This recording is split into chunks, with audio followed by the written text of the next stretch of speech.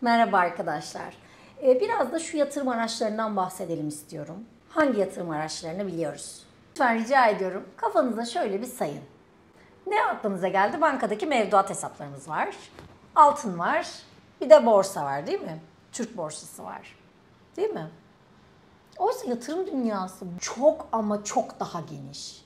Seçenekler inanılmaz derecede fazla. Sizlerle yaratmak istediğim en önemli fark bu, biliyor musunuz? İstiyorum ki siz de finansın bu dünyasının ne kadar büyük olduğunu, seçeneklerin inanılmaz olduğunu benimle birlikte keşfedin. Keşfedin ki siz de bireysel olarak erken emekli olun ve özgür hayatınızın tadını çıkarabilin. Şimdi gelelim bana gelen en genel soruya. Hocam nereye yatırım yapalım? Hocam şu hisse senedini mi alalım? Şu yatırım fonuna mı yatıralım? Hocam ne yapalım?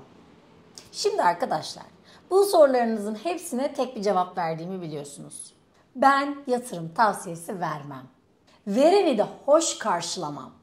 Yani veren kişinin, emin olun, sizden mutlaka bir beklentisi, bir alacağı vardır. Çünkü öbür türlü kimse yatırım fikrini kimseyle paylaşmaz. Para öyle kolayına paylaşılan bir şey değildir. Hatta söylüyorsunuz ya, niye öğretiyorsunuz millete para kazanmayı diye. Peki neden yatırım tavsiyesi yasak? Ya da onu bir yana geçelim. Ben neden yatırım tavsiyesine bu kadar karşıyım? Yatırım tavsiyesi verebilmem için sizin ne kadar paranız olduğunu bir kere bilmem lazım. 2, bunun ne kadarına ihtiyacınız olduğu ya da olacağı, yani planlarınızı bilmem lazım. Ve ne kadara da ihtiyacınız olmadığını bilmem lazım. Ayrıca tüketim alışkanlıklarınızı bilmem lazım. Kaybettiğiniz anda ya da kazandığınız anda girdiğiniz duygu durumlarını bile bilmem lazım.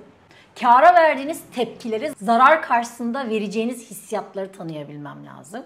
Risk, tolerans ve algılarınızı tamamen bilmem lazım. Peki benim bunları bilme şansım var mı? Yok. O yüzden yatırım tavsiyesi ne kadar kanunen yasak olsa da benim etik değerlerimin de zaten dışında. Bu nedenle size hiçbir zaman nereye yatırım yapmanız gerektiğini söylemeyeceğim. Peki ben size ne söyleyeceğim? Genel geçer kurallar var arkadaşlar. Özellikle yatırımcı olmak isteyenler için. Ki hepiniz isteyin lütfen. Çünkü gerçekten para yatırımda. Bir kere öncelikle hangi hisse sorusunu bir geçin. Ben bilanço okumayı bile bilmeyen bir insanın hisse seçmesine tamamen karşıyım. Bu konuyla alakalı bir videom var. Lütfen burada neden karşı olduğumu dikkatlice izleyin. Bu zamana kadar hisse seçmekle alakalı binlerce sayfa kaynak okudum. Yüzlerce çeşit hisse tahminlemesiyle alakalı çalışma gördüm. Emin olun %90'dan fazlası fiyasko. Bu konu için gerçekten çok fazla uzmanlaşmış olmanız gerekiyor. İlk tavsiyem bu. Asla kendi başınıza hisse seçmeyin. Peki başka neler olabilir? 1. Şunu bilin, yatırım araçlarını eğer risk sıralamasına sokarsak en sağlam, en risksiz yatırım aracı tahvillerdir. En riskli yatırım aracı hisse senetleridir. Tabii kriptoyu ve opsiyon türevleri saymıyorum. Şu an sadece temel yatırım araçlarının üzerine konuşuyorum. Dediğim gibi en risksiz tahvillerdir. Çünkü bu tahvilleri genelde devletler çıkarır. Ya da özel sektör tahvilleri de vardır. Onlar biraz daha risklidir. Ama ben devlet tahvillerinden bahsedeyim. Devlet batmadığı ya da temerrüte düşmediği sürece o tahvilin size parası %100 ödenir. Öbür tarafta en riskli olan hisse senedine geçelim. Hisse senedi bir şirketin ortaklık payıdır. O şirket büyürse sizin hisse senediniz değerlenir, elinizdeki para miktarı artar. O şirkette yaşanacak her türlü krizde sizin sermayeniz o oranda azalır. Bu yüzden bizler bir portföy oluştururken ikisinin arasında doğru orantısal bir çeşitlilik yaratmaya çalışırız. Yani eğer biz dersek ki genciz, risk almaya müsaitiz, önümüzde yıllar var, o zaman portföyümüzü ağırlık olarak hisse senedinden oluştururuz. İçerisine tahvili, altını daha kısıtlı olarak koyarız. Çünkü deriz ki tahvilin getirisi düşük ama güvenli, altında bizi enflasyondan koruyor ama getirisi yok. Aynı şekilde de hisseye bakarız. Deriz ki önümüzde uzun yıllar var. Bu şirket büyür, bu hisse senedi artar. İşte varsa arada bana kardan ödemeler de yapar. Ben onunla lotlarımı arttırırım ve şirketteki ortaklık payımı arttırırım. Aynı zamanda param da burada büyür. Şimdi buradaki seçim tamamen yaşla ilgili temel bir seçim. Tamamen yaş ve risk algısıyla ilgili bir seçim. Eğer biz bir portföy oluşturuyorsak, eğer gençsek mutlaka hisse senedi ağırlıklı bir portföy oluşturmamızda fayda var. Çünkü zamansal olarak zaten piyasa döngüleri kendilerini düzeltir ve zaman içerisinde düşen varlıklar da mutlaka, eğer değerli bir şirketse, olması gereken kendi içsel değerine döner ve sonunda mutlaka kazanılır. Peki o zaman ne yapacağız? Yani şimdi bir portföy oluşturalım, hisselerine oturalım, biz birer birer seçelim, içine mi yapalım diyorsunuz? Hayır. Size ilk cümlem oydu. Hisse seçmeyin. Arkadaşlar, siz bunu tek başınıza yapmanız çok makul ve mümkün değil. Çok istikrarlı da değil. Ben sizin yerinizde olsam, eğer böyle bir bilgi birikimim, yatırım uzmanlığım yoksa, yapacağım ben endeks fonlarına yönlenirim. Örneğin S&P 500. Belki bunu duymuşsunuzdur. Bu Amerika'nın 500 tane en büyük halka açık firmasının birlikte oluşturulduğu bir endeks. Bu S&P 500 endeksi birçok çeşit şirketi içeriyor. Ve bu değer açısından baktığınızda ABD ekonomisinin çok büyük bir bölümüne hakim. 11 tane ana sektör var bu S&P 500'ün içerisinde. Başta teknoloji var, finans var, sağlık var, enerji var, telekomünikasyon var. İşte bunun gibi çok temel ana sektörleri içeriyor. Ve bu sektördeki ağırlıklar da sürekli ama sürekli değişiyor. Bu endeks o kadar profesyonel çalıştırılıyor ki işte bunun belirli dönemleri var. Bu dönemde beklenmeyen performans gösteren bütün şirketler bu endeksten çıkarılıyor.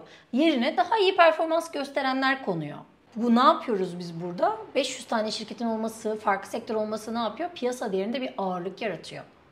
Yani şöyle diyorsunuz, %25, %30 ben buraya yatırım yaptığımda %25, %30 teknolojiye yatırım yapmış oluyorum diyorsunuz. Bunun içinde diyorsunuz Microsoft var, Apple var. Yani dünyadaki en büyük şirketler var diyorsunuz. Oradan çıkıyorsunuz, diyorsunuz ki %12, %13 sağlık sektörüne yatırım yapmış oluyorum diyorsunuz. Yine aynı. Finans sistemine yatırım yapmış oluyorum diyorsunuz. İçinde düşünsenize Goldman Sachs var.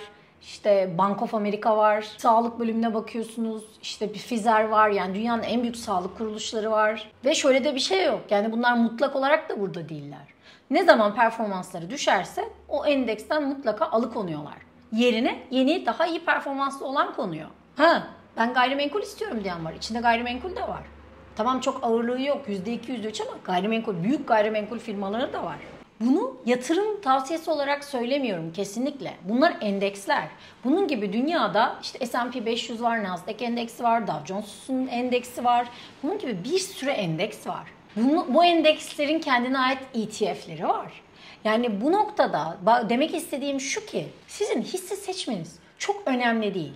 Önemli olan profesyonel bir şekilde hisselerin seçilmiş endekslere yatırım yapmanız ve o profesyonellerin o endeksleri birebir yönetimine katılması. Bunlar bir de profesyonel yönetiliyor.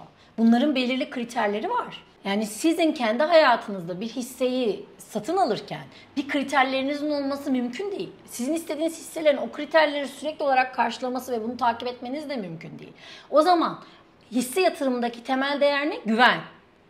Siz kendi hissenizi seçerken bir güvene yatırım yapmıyorsunuz ki. İleride zengin olabilme ihtimaline yatırım yapıyorsunuz. İşte burada zaten yatırımcılıkla kumarcılığın arasındaki fark burada başlıyor. Birçok insan diyor ya borsa oynamak diye. Çünkü onlar onu kumar olarak görüyor. Oysa borsa kumar değil ki arkadaşlar. Siz burada böyle endekslere yatırım yaptığınızda aslında bu şirketlere maddi olarak katkı sağlamış oluyorsunuz. O şirketler de sizden aldıkları paralarını tekrar kendi üretim sistemlerine ve gelişimlerine, Ar-Ge'lerine yatırıyorlar ve işlerini daha da büyütüyorlar. Onlar büyüttükçe pazardaki fiyatları artıyor ve bu da sizin cebinize daha fazla para olarak geri dönüyor. Siz aslında o şirketlere borç vermiş oluyorsunuz. İşte bu açıdan bakarsanız ancak yatırımcı olabilirsiniz. İstikrarsız bir ekonomi, Türk olmuş ya da bir başkası olmuş benim için fark etmez. İstikrarsız bir ekonomide uzun vadede paranızı tutmanızın çok doğru olduğunu düşünmüyorum. Özellikle de enflasyon tekrar tek haneli rakamlara dönene kadar. Benim videomdan sonra önerim şu arkadaşlar.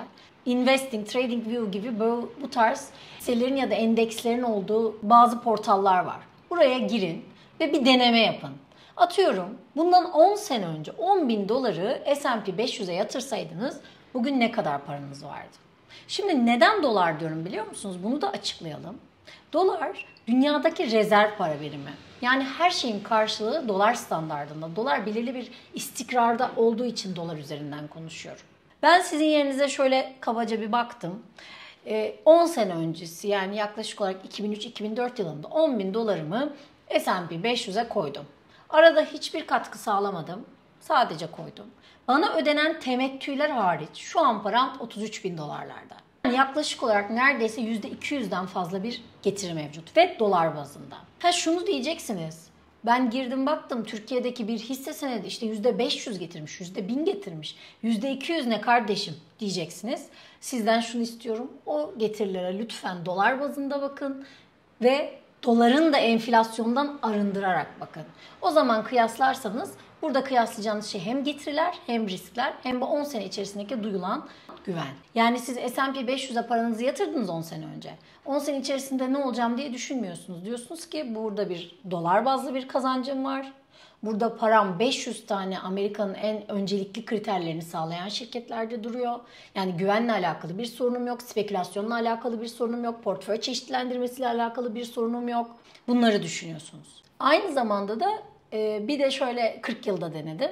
40 yılda denediğimde de 10.000 dolarım yaklaşık olarak 750.000 dolar gibi bir bareme kadar çıktı. Yani 40 yılda getirim dolar bazında, tekrar söylüyorum bu çok önemli, dolar bazında %7.000'lerin üstüne çıktı. Şunu söyleyebilirsiniz. Evet, dolar bazında bu fiyatlar yaklaşık olarak işte yıl bazında %11'e falan denk geliyor. Ben bundan daha yükseğini Türkiye'den ya da şuradan buradan kazanırım diyebilirsiniz.